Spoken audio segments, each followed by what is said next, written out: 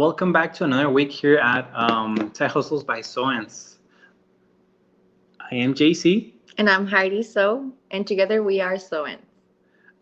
Today we'll be talking about remote co-hosting in Airbnb. First of all, we wanted to add this that we're transmitting or we're doing this live from Playa del Carmen in Mexico. In our Airbnb in Playa del Carmen. In Playa del Carmen. Yes. So we're going to start off with what is remote co-hosting. So remote co-hosting, well, through Airbnb, right? So when you're a co-host, that means that you're managing the Airbnb account. Everything that has to do with messages, getting everyone, checking in and doing everything for the landlord or the owner of the house.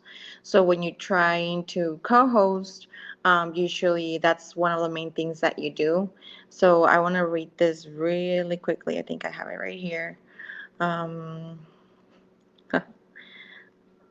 and it says, never mind, I can't find it anymore.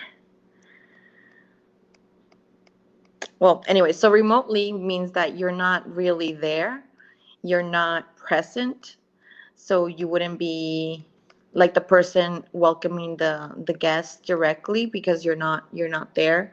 Obviously, everything else would just be through messages. So I found it. It says, as a co-host, what would you do? Make trips smoother for guests. Help the host quickly respond to messages. Share responsibilities like getting the place ready for guests and welcoming them to the city. Use your own account. So obviously I use my own account for as a co-host, and then I'm invited by the host, which would be the owner of the home, and then I'm invited by them so that I could be their co-host, and I could also be getting those messages, and I'm able to see what's going on. And then if I'm gonna be responsible for most of the hosting responsibilities, I usually ask to be the primary host. And the reason I do that is because, first off, I'm a super host. So when I change that to be the primary host for someone else, then the guest will see me as the host and then the owner as the co-host.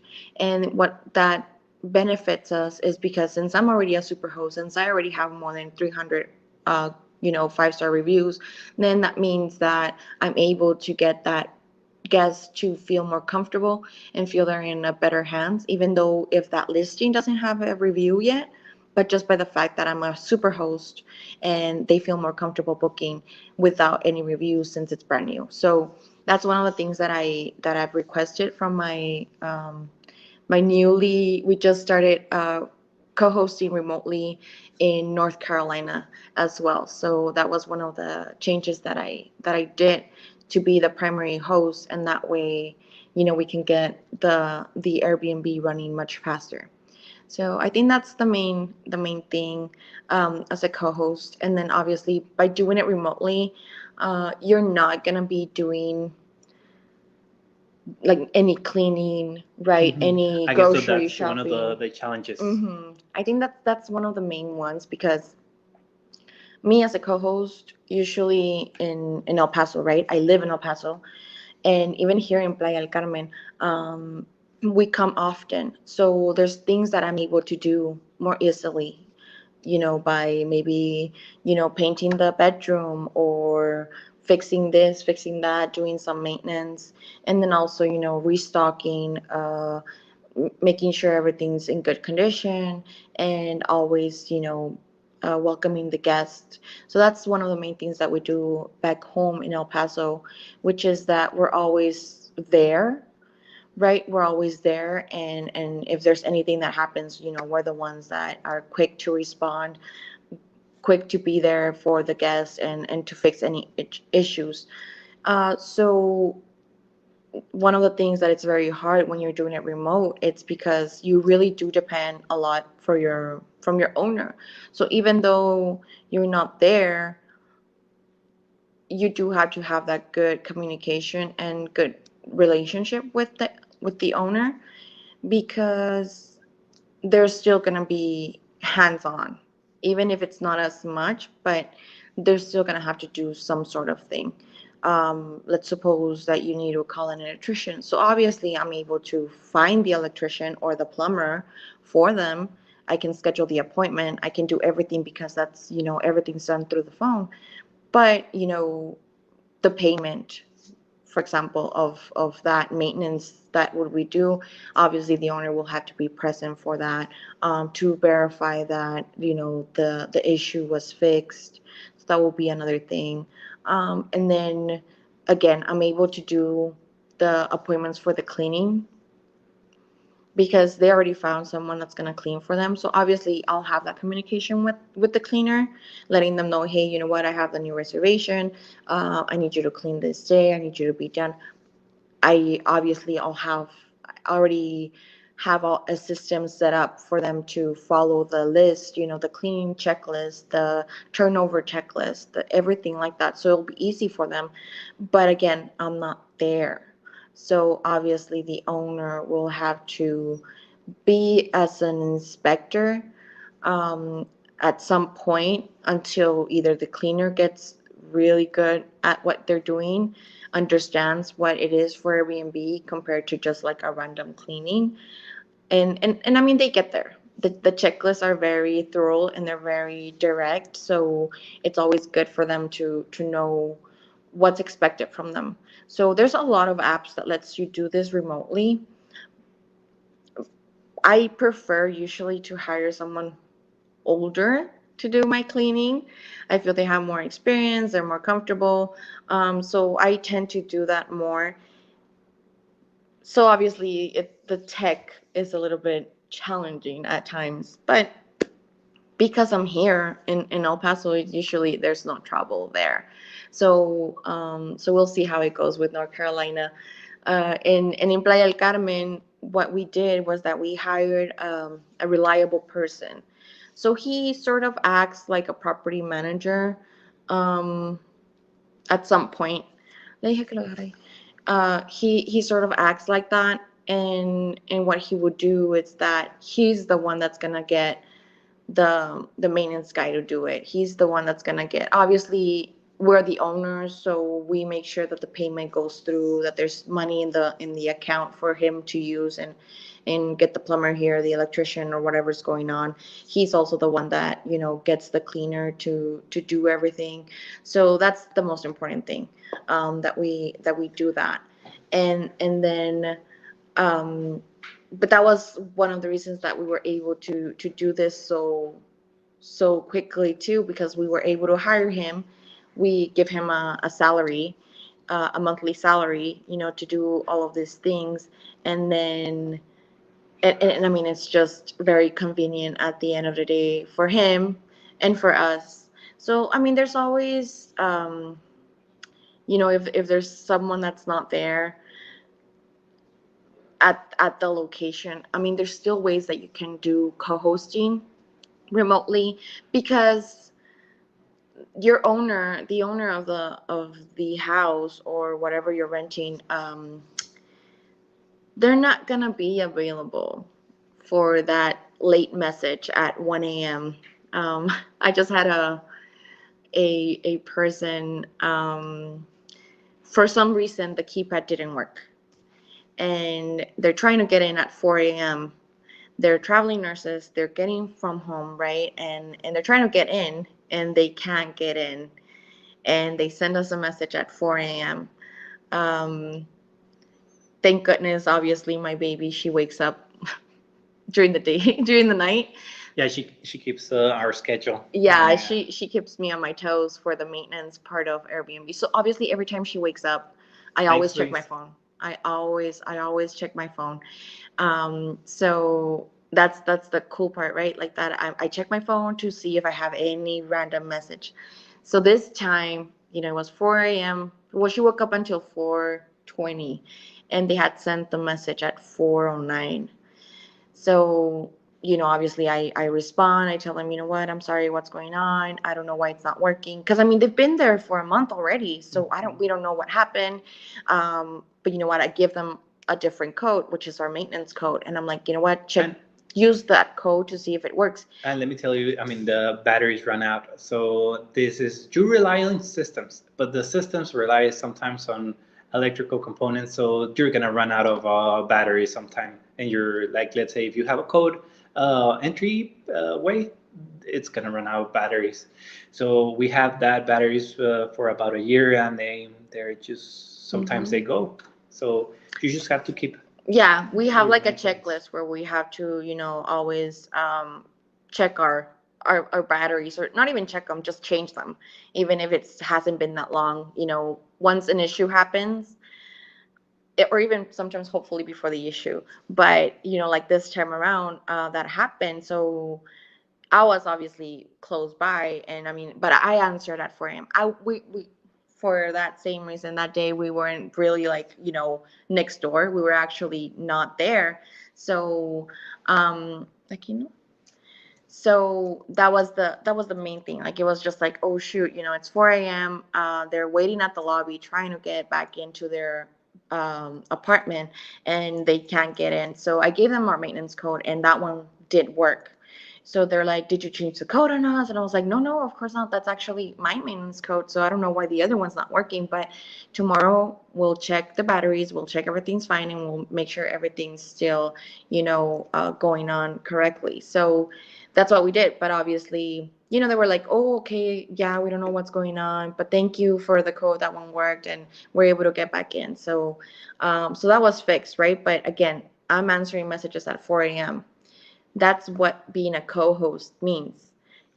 Your owner won't be the one responsible to get to those messages. Your owner won't be the one like that he has to answer at 2, 3, 4 a.m. That's your job. Like that's why you charge that commission, because you're going to be that reliable person that if the guest has a problem, they're going to call you. If the guest has a problem, they're going to message you through the app, or they're going to call you directly. Obviously, if this would have happened remotely, I would have called, let's suppose here, Playa del Carmen, I would have called our property manager. And if it would have happened, in North Carolina, then I would call the owner to, hey, you know what, this is happening. Can you please go in and check that everything works? And it was 4 a.m. We were not close by. We were probably like 15 minutes away. And my husband, he wakes up and he's like, do you want me to head over there and get them in? And I'm like, no, let me send them this other code, see if that one works. And then once, obviously, it worked immediately. The thing is that it wasn't that the batteries; it was actually the system, no? Or it was batteries. It was, I think we thought it was the batteries. Because I mean, either way, we changed them. Yeah. We changed them, and then so that happened for that apartment, and then so I tell my maintenance guy, and I was like, you know what, that happened last night. I need you to change the entirety, like every apartment, change the batteries already. Like I'm not gonna wait for someone else to have the issue. Like just change them on all of them to make sure that they have new batteries. And then the other thing that happened, my husband, he went to check on apartment 1, and then he heard that the smoking detector beeped. So that's when, okay, it's running low on battery. So we didn't have a guest yet. They were gonna check in, I think like 2 days from that day. So obviously, he hears that and he tells me, you know what, they're running low, and I'm like, okay, thanks. The next day, I get the maintenance guy, and I'm like, hey, I need you to check. I need you to change the batteries on every single apartment. Like I'm not gonna wait for another apartment to have that issue, even though this time the guest wasn't there. They didn't complain or anything. It wasn't like we caught it before. But you don't have to be so worried about catching these things. Like if you have, which we do, but sometimes we forget, right, to update when we change the batteries, or last time that we changed the code. So obviously there's so many things going around. So if we didn't update that, then that's what brings us to this point where, okay, let's just we heard it, and then so let's just do it on every single apartment, and then they'll help us. So again, that's what you do by being a co-host, right? But for being a remote co-host, I mean, you're just there pretty much on call. Okay, you're pretty much on call because you're gonna be waiting for. There's gonna be nights that you're not gonna have anything. Nothing's gonna happen. Everything's gonna be, sunshine and rainbows, Rainbow. rainbows. I thought it was something much more complicated. I don't know why. I think I'm hungry. Yes. um, So we can stop a little bit on the technical side. So we just got here from we just Paso. landed. Yes, Yeah, we just landed. we haven't even had. It was a 3 hour flight from Ciudad Juarez to Cancun. yes, Cancun, and then an hour drive all the way to Playa, and then we just had breakfast, and already here it's 4:37 p.m. So please excuse us if we're hungry or we're waiting for I don't know the pizza. yeah, for the pizza. But also because I'm just rambling, right? So I mean, I haven't really had anything to even drink. Drink. Yeah, he And had to and the dump reason the why, coffee. yeah, oh my god, I had to chug it. So the reason why we just landed, but our baby didn't. She didn't sleep the entire flight, so it was Yeah. very stressful. So obviously on She the was way playing. here in the car, she knocked out. She's sound asleep right now, and it was kind of like, okay, do we want to eat or do we want to do our life? Because it's Friday and we're consistent and we're happy to do this, but we were like, you know what, we want to do it, so let's wait to have lunch, because we just want to take advantage that she's sleeping and we're able to get this done. But thank you everyone so much, those that have logged in, that are watching us. We're very happy that you're here. But that was like a very side story of what's happening. So, what's another thing that I get questions about for remote hosting? I think that's like the main one. Like if you're Yes, not there, who's going to be taking yeah, care of the yeah, facilities like right away the while maintenance. you're not there? Yeah. So I think that's like the main one. Like who's responsible? If you're not there, how do you do it? So obviously we do hire always a cleaning lady and a handyman to be, reliable and also, you know, available. So we do that. Here in Playa, we actually hired, he's not from a property management company. He was actually our realtor. So when my parents bought the condo, they met him through there, and that's why he just tagged along and he's been helping us, and we have this contract where, okay, this is what you're going to be doing and everything. So obviously he didn't know anything about short-term rental. He's learning too, but since we have all these systems in place, like, it's been very easy for him to just get everything rolling. So he's the one that has to get the plumber if something happens. He's the one that has to call the electrician if the AC is not working. He's the one, obviously he'll let me know of what's going on because I need to know, right? But I'm still the host of this property. So he's not a co-host. He's just my property manager.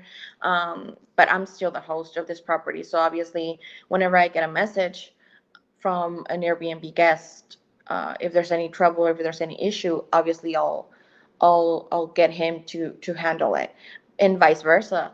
If he sees something that didn't happen, that it shouldn't have happened, if maybe a party, just And, any sort of situation, and that's it's another also issue him. about being in a vacation location. Let's say Yeah. there's a lot of parties that, I mean, sometimes you have, I would say, I mean, there's a party of seven, and then, okay, so you already know that there's going to be a party. So, what has been your experience with a party, uh, guys? I haven't had like a bad experience. I just had one situation where there were six guys staying, and obviously guys, They're dirty. they live a heavier footprint, let's say that. So because it's all guys, right? So, but it's not always, and that's the thing, because not because you're a guy means you're gonna leave a heavier footprint. I mean, it's just people. So The maybe, amount of yeah. people. So I mean, our maximum capacity here, sleep wise, it's six people. So we have a two-bedroom, and two and a half baths. So that means that I only let six people stay. Maybe I could have gotten like I don't know, like a sofa bed or an air mattress to get more people in here, but I don't want that. Like, It's not recommended in no. a For vacation me, place. it's not heads in beds. I don't do that. I do quality stays because I don't charge cheap either. I mean, if you want to stay here, you're going to pay for it, and obviously I'm expecting you to take care of my apartment, of our condo, because this is our home away from home. This is our vacation home, and my parents come here like maybe 3 weeks out of the month, or sometimes they don't come, but sometimes they get here in like at least 2 to 3 weeks. So obviously, this is still our home, and and I think that's the main issue. So I would say it's not typical, but it does happen more here because we're at a more touristy location than compared to El Paso. I never, ever, ever, ever have any problem. The only time that I had a problem like that was when I would take one night stays. And I think that only happened to me maybe like When there twice. was actually partying, no, Yeah, there was like downtown. this. Yeah, and Yeah, obviously, it has to be obviously. like really close where people think, okay, so I need a night to recover from the partying. So that's when, because I mean, there was something going on. Maybe it was Mardi Gras. It was just the Fat Tuesday, something. Oh, they're using that next night to recover or something like that, or that before night. So you kind of know what the purpose of their one night stay is. Yeah, and that's when I stopped taking, one night stays. I changed it to a 2 night minimum. So obviously, if you only want to stay one night, then you're still gonna pay for 2 nights if you want to stay there. And obviously, if I catch you having a party, I'm still gonna kick you out. So I mean, you break my rules and you're out the door. I don't do any negotiation. I don't do anything. Like, you break a rule from my house rules and you're out. And that's why I love about Airbnb. I don't have to, literally, like, I never had to explain myself. I think it's rare that I have to explain myself to Airbnb saying why I kicked them out. Because I mean, pretty much if they ever, no, actually, no, they've never called me saying, "Hey, what happened with this guest?" I'm like, it's always just, my decision. It's my house. It's my rules. And obviously, if they weren't doing something that they shouldn't, obviously they would call and complain. But since they always are doing something that they shouldn't, I mean, what are you gonna say? And then again, I always recommend having surveillance cameras around your property. So for us, we always have surveillance cameras all outside. We never have anything inside, but we always have everything outside. So I mean, I'm able to see how many people are entering the home, in and out. I'm able to see how many cars are parked or something. So Sometimes we obviously, help with even the parking lot. Oh, there's actually a spot somewhere outside. You yeah. can signal that to them. Yeah, like super super close. But I think that will be the second main thing to do for sure will be to have surveillance cameras where you can have access to them as well. So if it's your owner, let's suppose right now, we're here because we're gonna install Security some cameras. security cameras here in Playa. We're gonna do one in the patio and we're gonna do one in the front door. So there's not gonna be anything inside, but we're just gonna do, the outside, just to make sure that everything's fine, that there's nothing going on, just to have that peace of mind. But as a remote co-host, I would definitely ask permission to your owner. First off, to recommend them putting surveillance cameras outside the property. And secondly, if you could also have access to these cameras, because once you're able to see the cameras, if they have a question from you or something, I'm gonna get pizzas. yeah. If they're gonna ask a question from you or anything, you're able to see the camera and see, oh, did they actually come in, or are they having trouble, or they can't find the parking lot, or I do a lot too where I just screenshot like outside and I'm like, here, park here. it's more like this is where you should park. So that way there's no confusion. Okay, so Mireille, hi. So this is what happens when we do everything all at once. So so that's pretty much life. That's what we've been doing here, um, as a remote co-host.